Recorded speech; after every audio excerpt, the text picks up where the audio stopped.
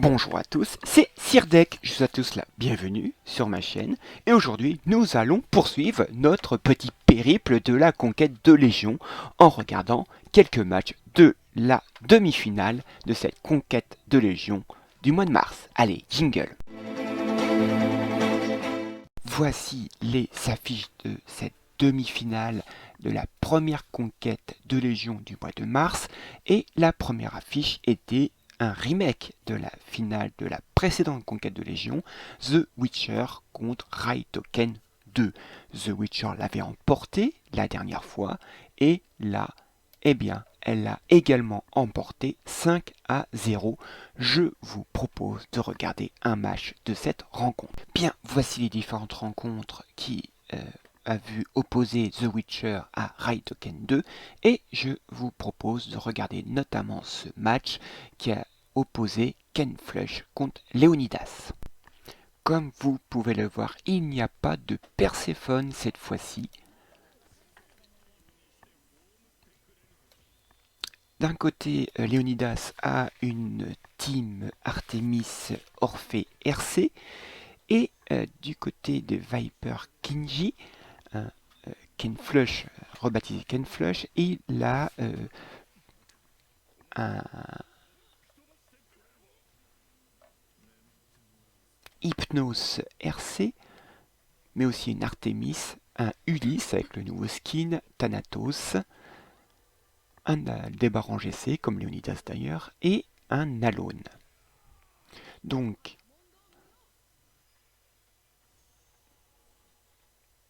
là, du côté de Léonidas, il y a aussi un Thanatos, un champ sur pli, une Saori RC et donc un Aldebaran GC également. Donc ce Hypnos RC va être très embêtant puisqu'il a déjà mis sous cauchemar la Artemis de Léonidas.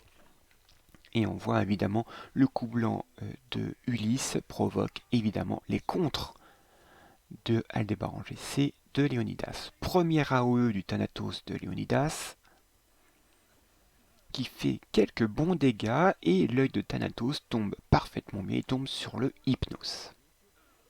Mais là, le Thanatos de Viper Kinji, lui aussi, fait de bons dégâts et l'œil va sur la Artemis. Donc on voit tout de suite la Saori RC d'Léonidas fait très bien son travail et il parfaitement bien son équipe. Le Alone de Viper Kinji s'est transformé et on voit que le joueur de The Witcher vise le Orphée RC qui est la grosse menace en face. Il est même à moitié de vie, mais il tient bon, notamment grâce à une Saori RC qui heal énormément.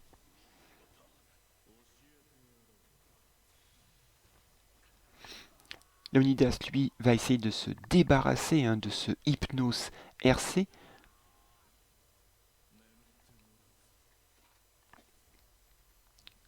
Le Thanatos de Viper Kinji fait un AOE et de nouveau leur RC est bien entamé. On voit que Viper Kinji décide de lier Artemis et la Saori RC. Il va essayer de se débarrasser de ces deux-là. Léonidas sort l'âme de Alone de Viper Kinji.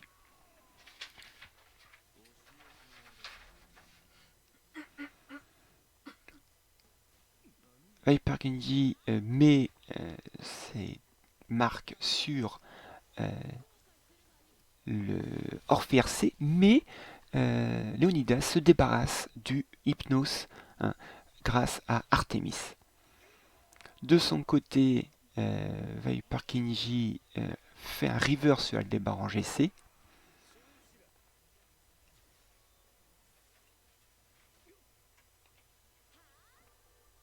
On voit le très très bon travail de la Saori RC qui heal parfaitement bien l'équipe.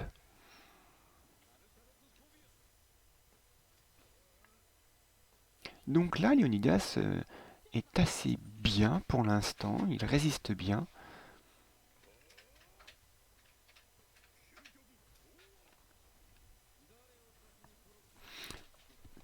Viper Kinji veut se débarrasser de la débarre GC de Leonidas.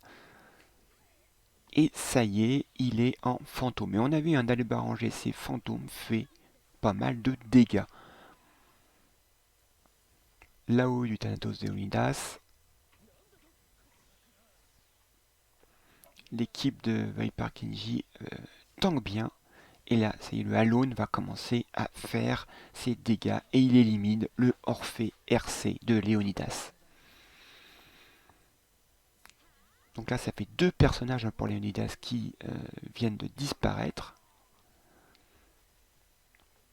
Et la Saori est en très mauvaise posture de plus.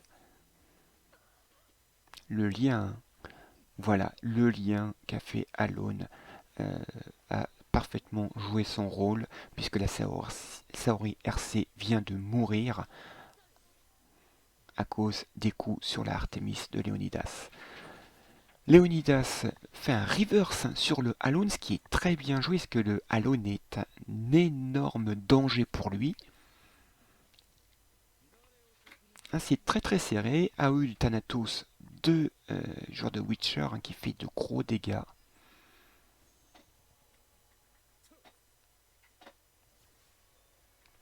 Ça reste malgré tout serré. Il protège Leonidas son Thanatos, mais aussitôt le bouclier est enlevé par une attaque du Thanatos de Leonidas.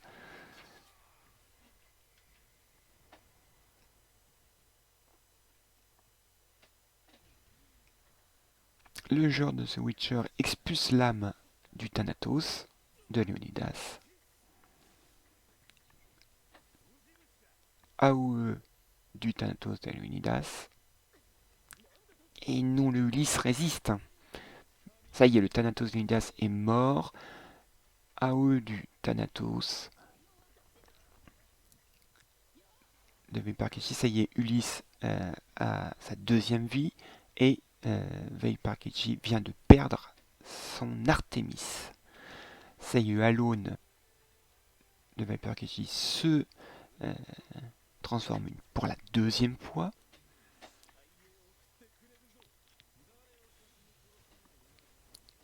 Et oui, le bouclier de Chion Surplis provoque la mort du Thanatos de Viper Kichi.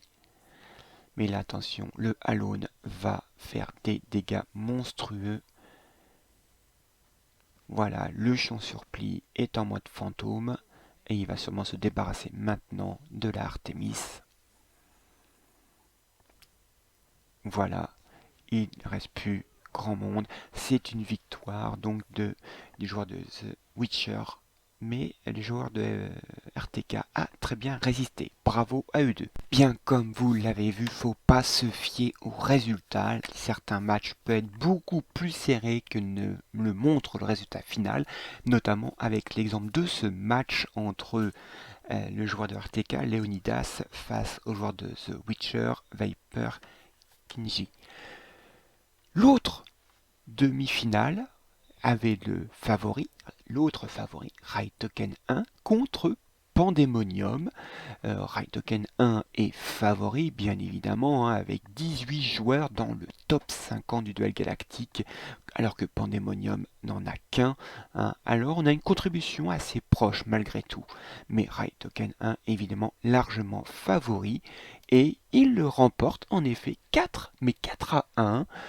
Donc un match remporté par Raitoken 1, mais Pandemonium a réussi à arracher donc une victoire sur les 5. Je vous propose donc de regarder un de ces matchs. Donc voilà la liste des différents combats de cette confrontation entre Raitoken 1 et Pandemonium. Et pour une fois, eh bien, on n'a pas encore vu de match 3 contre 3. Eh bien, on va regarder ce match qui a opposé Zepekinho, Kusunoki, Apocalypse contre Pantolomin, Brice et Matimat.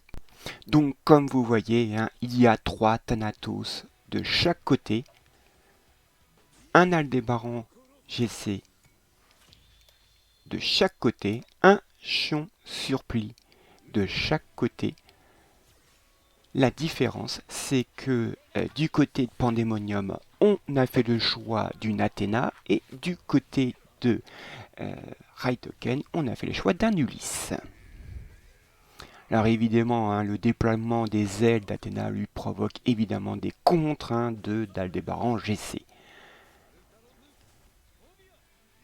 Raitoken fait le choix de protéger leur Ulysse qui, son secret était de redonner des PV à son équipe. Raitoken fait le choix de mettre un œil sur 2 Thanatos et un sur le chion sur pli, assez classique. Du côté de Pandemonium, on met un œil justement sur l'Aldébaran GC de Raitoken qui vient d'expulser l'âme d'un personnage de Pandemonium, et pendant que l'Aldébaran GC de Pandemonium va expulser l'âme de l'Ulysse. Raitoken a expulsé l'âme d'un Thanatos, celui qui n'a pas l'œil justement. Et là, et oui, ça va commencer à être le feu d'artifice des Thanatos qui vont se lancer les uns après les autres, entre guillemets. Il ne reste plus qu'à attendre la fin des feux d'artifice et de compter les morts sur le combat.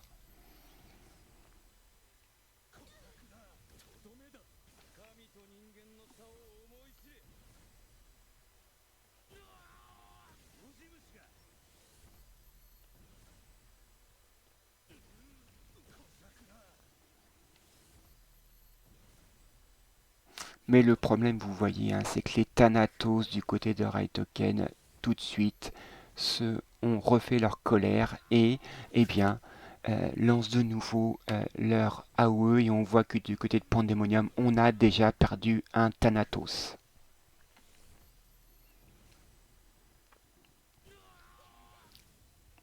Mais on voit de chaque côté, hein, il y a eu pas mal de dégâts.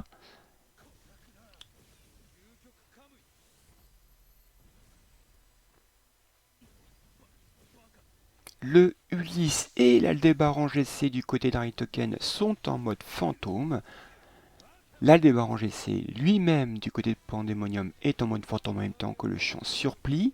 Là on dirait qu'il y a un avantage assez marqué pour Raitoken, mais attention. Ah ça y est, le deuxième Thanatos du côté de Pandemonium vient de mourir.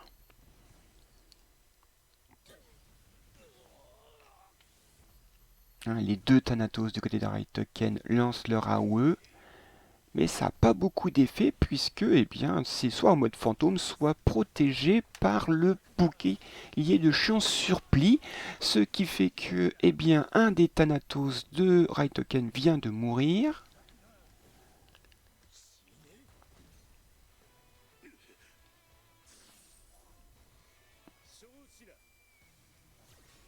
L'Ulysse de côté de Raitoken met un secret et fait un coup blanc, ce qui permet d'éliminer le chion surpli en mode fantôme, mais la Athéna de Pandemonium élimine un Thanatos. Et vous voyez, c'est finalement très serré sur le final, hein. Mais malheureusement, je crois que l'AOE va finir par provoquer la mort du Thanatos de Pandemonium. Eh bien non, mais c'est l'augmentation de vie, hein, de la récupération de vie de l'Ulysse qui va faire la différence finalement. C'est dommage parce qu'on voit, et oui, il manquait pas grand chose, hein. Victoire finale pour Raitoken, mais c'était serré et c'est le Ulysse finalement qui a sauvé la mise de Raitoken. Bien, comme je vous le disais tout à l'heure, ne pas se fier forcément au score final. On a vu là que rien qu'avec ce match que nous venons de voir, Pandemonium était pas loin d'un 2-3, donc un match finalement beaucoup plus serré qui ne laisse paraître le 4-1. Donc une belle victoire de Raitoken 1 qui passe en finale et nous avons la finale qui semblait se dessiner dès les huitièmes, cette finale entre les deux favoris The Witcher, tenant du titre, contre Raitoken 1. Donc une finale qui promet et que l'on verra dans une prochaine vidéo. J'espère que cette vidéo vous a plu. N'hésitez pas à mettre un petit commentaire, ça fait toujours plaisir. Et je vous souhaite à tous un bon jeu et je vous dis à la prochaine fois. Allez, salut!